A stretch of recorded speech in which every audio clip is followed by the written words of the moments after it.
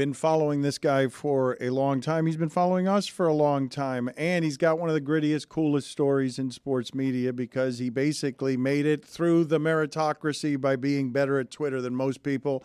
The Jenkins and Jones podcast, he's the co-host. New episodes drop Monday and Thursday on the Volume Network. Tyler Puryear, Dragonfly Jonez on Twitter with us. Got a lot of things that I want to cover with you, but the first thing I wanted to do is because I've noticed that you seem to have. Do you have a Love Is Blind obsession, or is it a guilty pleasure? What's happening with you and Love Is Blind? Are you tapped into it? Do you watch it? I don't, but our crew does. They love. I'm locked in. I'm locked in, bro. Can we talk about Jimmy? Do you want to talk about Kenneth? Do you want to talk about who do you want to talk about first? It's amazing. I mean, every man on this season is trash, right? Jimmy's the worst. Jimmy's the worst. Like, bro, every man except that dude, the plain face guy who's got the Latina girl, who I think that's gonna be the only couple that makes it. Y'all know who I'm talking about. He looks like every player ever, right? Like I think that couple's gonna make it, but everyone else is terrible, bro.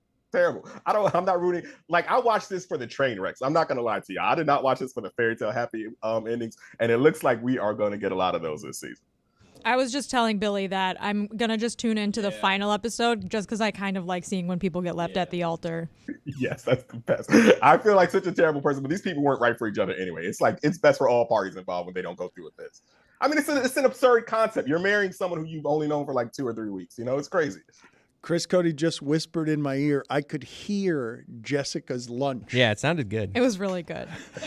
I want to play for you some sound here because we reached out to the people who got thrown around by Cam Newton. And, we were told by the guy who got most thrown around that they were, quote, addressing the matter internally. And then they went on an interview that was apparently with their PR person, I believe. I'm not totally sure, but let's just listen to the sound of the people explaining how and why it came to be that Cam Newton threw them around. So Cam has an organization. Mm-hmm. It's not just one team. He has an organization. So it's just been a lot of trash talk, from, hit more so his side, just out of nowhere, just talking crazy to us for no reason. It's like, it's not nothing new. Like, I've been around bro for 5 years. So, like, this typical Cam Newton behavior. But Steph, you was right there. Yeah, so they you was listening to the whole thing. So you heard him and you walked up. So Steph walk up there. Oh, okay. And as I'm walking up with Steph, Cam is in Steph's face. I made y'all responsible for everything y'all do, whatever. Then he grabs Steph. Okay. So me being my little brother, and I'm walking up a flight of steps, and I see a 6'6" guy grabbing my brother. And that's the footage that everybody sees. That's what everybody's seeing. Okay. Like, so that was the first altercation that everybody saw. Nothing else right ever happened before that. Nothing else ever happened. Nobody's seeing like how he was talking crazy for the past 2 days. Like nobody's seen that. Like, I say this as the person who requested a conversation with them. No one is here for their explanation of what happened. No. I think Bomani hit the nail on the head when he said, we don't care if you were in the right. We are laughing at you because you were in the stupid. And I think that's the perfect way to explain it. I will say my favorite thing about that ass whooping that Cam gave to all those people is it was such a lawsuit-proof ass whooping that he gave, right? He could have thrown some haymakers and cracked some faces, cracked some orbital bones and some jaws, but it was just straight tosses, bro. Like, he's been the game manager, game changer guy. He game managed that ass whooping that he handed out that time. What do you believe is more impressive there? Do you believe the hat never moving is more impressive than never needing to throw a punch that would result in a lawsuit because you're good at rich people throwing people around without a lawsuit? The hat for sure sticks out to me because that is a big hat, right? It's not like a baseball cap like I'm wearing now. It's like a magician top hat, right? Like he's got a rabbit in that mother. So that's staying on his head. He's unbothered, just tossing these dudes, taking on 4 guys at once. Cam's a different dude. Most football players are different dudes, and people need to realize that, man. I'm wondering why it is that they wouldn't. It must be because he's a quarterback, right? Even though he might be the most physical of the quarterbacks we've seen. Right. Did you see that clip of when he met Luke Kuechly Super Bowl weekend, and they had a really cool moment where they hugged? Cam lifted that guy off the ground. He had Luke Kuechly's little toes, just dangling in the air, and that guy was a destroyer of worlds during his prime, right? Like Cam is just he's not just big for a quarterback; he's big for a football player, right? Like he's bigger than most like linebackers, dude. We all just want to be held like that, don't we? Yeah. My little toes off the ground. Are Clay and AD going to get married or not? No, absolutely not. Right? Absolutely. He's dropped already too many times. Like, yo, I don't want to cheat on you for real. I really don't want to do it. I really don't want to do it. But I'm She's going like, to. well, what? Like what? But I got to deliver these jet skis. I can't be the man you need, right? Like Clay is so full of. An entrepreneur. Yeah, I'm gonna tell you when everything made sense for this dude, because I was like, he's got a really big ego. He's full of himself. Where did this come from? When we found out he was a track dude, I was like, okay, that makes sense. If y'all know track guys, they are a different breed. Like, I guess a better frame of reference would be all NFL wide receivers were track guys at one point, right? And we all know how big divas, those guys are. So everything made sense once I found out that dude was a track star and All-American at South Carolina, right? Like, he was no slouch. You have been someone who's been an astute observer and perpetually cracking jokes at the expense of Russell Wilson. What do you make of his present predicament? It feels like a bit of a heel turn here, right? This guy was like the ultimate company man. We've had his teammates go on record saying that he was just someone who just always sided with the suits, with the coaches, with ownership. Like, Marshawn Lynch talked about how he had to, when he wanted to reach out to Russell Wilson, he had to go through like a third party. And then, Russell would call him from like a block number. Like, he's just like a guy who has never been pro worker, right? But now he's got this whole thing going where you see him have the sit down interview where he's kind of, spilling the beans on how bad Denver did him. And he's got this whole little workout video. I don't know if y'all saw that, where he was like married to the game, right? Which is really kind of a clever angle for his team to push, because the whole connotation there is, I'm a guy who honors promises. I'm a family man. I'm a husband, unlike the Denver Broncos who just reneged on their word, right? Like, that's the connotation there. So it's a really clever angle for them to go with on that.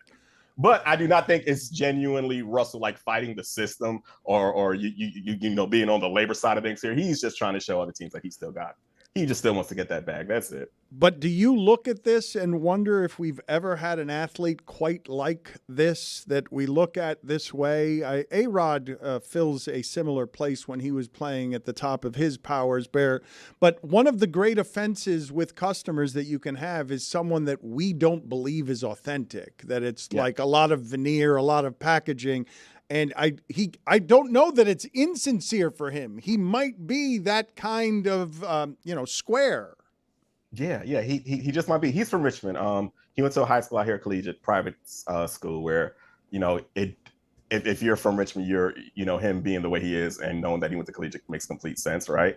But I don't even think it's him like posturing or him, trying to, develop a brand. I think he's just really a different dude. Like, bro, Russell Wilson should be like one of my favorite football players ever, right? Like I said, he's a Virginia guy. He's married to Sierra. Like, he's a Super Bowl champ. He should occupy like the same place in my heart for Virginia legends like, Allen Iverson and Michael Vick do. But I just don't see it for him. I'm just not a fan of the dude, bro. But what I'm saying to you is, do you understand how strange it is, or how unusual your personality has to be for you not to be able to have all of those things in your corner and have us receive you as cool? Like, that's a lot of advantages you have. Right. Exactly my point. Like I said, on paper, he should be like one of my favorite athletes ever. But the dude is just like a robot. He is just like a company man robot, bro. Company man 5,000 or whatever. Are you like me? Because I admitted something with a bit of shame on yesterday's show. You must not be like me. You must have known this already. When the Clipper logo came out, I was unaware until the time that the new logo came out that the Los Angeles Clipper, the Clipper refers to a boat. I learned that when the logo came out and felt a decent amount of shame admitting it. Oh, you are not alone. I unfortunately knew it because I'm a nerd who just like Google all the time when I'm bored. But I did know it was a boat because I know they had the little San Diego history and all that. What did you think the Clippers were before? Like hair clippers? I just hadn't considered it. It's not something I hadn't had the thought until I saw the boat on the logo. What did you think of the logo? Oh, I hate it. They rolled out that logo and bro, I was just so underwhelmed. And it feels like it's not just uniquely because of the Clippers. It kind of feels like there's just been this whole movement that's been going on in sports over the past couple of decades when it comes to logo designs, where they're just not fun anymore, dude. And it makes me think back, and I feel like the 90s were the last fun decade of sports logos, and then everything shifted to logos that look, that took themselves way too seriously. Like, I don't know why that should happen, but it for sure happened, and I hate it. And I think as like incredible and enthralling and entertaining as sports at their core are silly, right? Like, basketball consumes my life, and it's just a bunch of dudes in matching short sets throwing a ball at a hoop. All this shit is silly, and I feel like the best sports logos, the best sports mascots are the ones that lean into the silly and not the serious. And I feel like we've just got way too far removed from the silly, and all this it's so boring, it's so drab. Well, you are a style connoisseur. You are a fashion critic. So how about you help us with the top 5 rules for a good team logo? Do you think you could put that together off of the top of your head? We'll go 5, 4, 3, 2, 1. I'll give you a second to think about it. Certainly, you are somebody who fancies himself an expert in this realm, right? This is something that you can deliver without a whole lot of thought, correct? Yeah, free game right here for sure. All right, number 5. Okay, so like I said, when it comes to, I think that logos need to lean away from the serious and lean back into the silly, right? Because these silly logos just flat out look cooler. There's no other way to say it. Like the Clippers' new rebrand, that shit looks like Kylo Ren, bro. It looks like a fucking Sith Lord. It looks like a Star Wars character. And as Exhibit A for like downgrade of this is like the Charlotte Hornets logo. Like, if you look at the iconic 90s logo, which I loved as a kid, like when the Hornets hit, it was a game changer. And you look at what they did to him, and you look at how they changed that. Like, they turned that into the Batmobile, bro. And it's like, at first the Hornets logo was amazing, iconic even. I love those big goofy shoes and those dumbass gloves. Like, he was perfect. And they turned him into like a syringe or some shit now. I hate the new logo. Chris Cody, your timing was a little off there. He also needs to help you on the front end with a quick answer at the beginning so you can get the fanfare in. Number 4. Okay. Number 4 would be, it is okay for your logos to look nice and cute. They don't have to right? Like, they don't have to be imposing or intimidating. It's cool if they just look cute. Like, take a look at the Baltimore Oriole, for example, right? I think that is one of the best logos in all of sports. And that is adorable, right? He's just smirking away, living the dream. It's such a good logo. And I'll put like the Baltimore Oriole up against any bird logo in sports. Like, I'll put it up against the Philadelphia Eagle, the Seattle Seahawk, the Atlanta Hawk, the Atlanta Falcons, whoever you want to bring. This little cute smirking up, mopping them all up. It's such a good logo. He is cute. I've never really realized that till now. He's adorable. I want to pinch those cheeks. Right. Number 3. Okay, so I had this conversation on Twitter, and a Twitter user named Tommy Wrong III made a great point that we need to bring back mascots who are actually playing the sport in sports logos, right? I feel like where sports logos peak. When you see a mascot playing the sport in that team's logo, it's perfect. Like the New England Patriot getting ready to snap the ball, the Toronto Raptor and the Vancouver Grizzly playing basketball. The St. Louis Cardinal getting ready to step to the plate. We have, the San Jose Shark biting a hockey stick in half because, he doesn't play by the rules. He's a shark, right? And those are all like 10 out of 10 logos. And that to me is when sports peak, when we have like actual mascots playing the sport in the logo for sure. How does a Clipper play basketball though if it's a boat? That's why I think it should be Clippy playing basketball. How about that? Right. There was someone put out a logo of some hair clippers, and I was like, bro, that's perfect. I love that. Like, we don't have to be committed to this unknown ship that this team is named for. We can lean into like the barbershop side of this. There's a market there. There's a lane there. Number 2.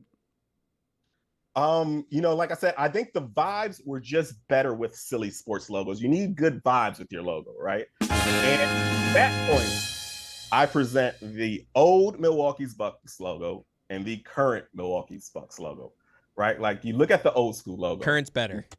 Yeah, the old school, like, bro, that dude is just chilling, just good vibes, not a worry in the world, right? Old one's great. He's so cute. Right? And that was the logo of the Bucks teams that had like, Kareem and Oscar Robertson, right? Where, I'm sure there were like expectations for that duo to win championship just year after year. You got the flat out best basketball player in the league and the best all around player in the league. But look at this guy. He doesn't care about any of that, right? There's not a care in the world. He's got his cute little sweater on, spinning the basketball on his hoof. He's just whimsical as fuck out here, living the dream. I love it. And finally, the number 1 key, the number 1 rule for a good team logo is? The sillier, the better. You need to be silly, right? Like with the Clippers logo, I get all incorporated. So I get that they incorporated the ship in it and the sea and the compass, but something can be brilliant but not ambitious, and that's what it feels like with the Tony. Why are you criticizing his top I'm five? not criticizing his top 5 at all. It just feels like it could have been a top 2 that we could have said be silly and then do things that aren't as serious, which feels like kind of like a top 2, 1. No, but a top 5 is what I asked him for. I didn't ask him for a top 2. I asked him for a top 5. Dragonfly, what do you think about this love triangle though between Jimmy, Jessica, Chelsea, and also Trevor now coming into the picture after this? Very important. I didn't see the new drops, but as far as Jessica, yeah, I know I'm in for a doozy. But as far as I still do not believe that Jessica still hung up on that dude. I thought, bro, mic drop on it though. Mic drop on it. You're gonna choke when you see me. You're gonna need an EpiPen. I was like, come on. Those are bars, man. Like that was some Game of Thrones level writing right there. That was some Cersei shit, dude. Like I was just amazed when she said that. But I still do. I'm still so. I don't know what they see in Jimmy, and I know I sound like a hater. But I just do not know why these women are going cuckoo for Cocoa Puffs over that dude, bro. He's Timu Christian McCaffrey. He looks like Doug Funny, bro. New episodes drop Monday and Thursday on the Volume Network. He is the co-host of Jenkins and Jones. Thank you, Tyler. Appreciate the time. Always a pleasure, man. Appreciate y'all having me.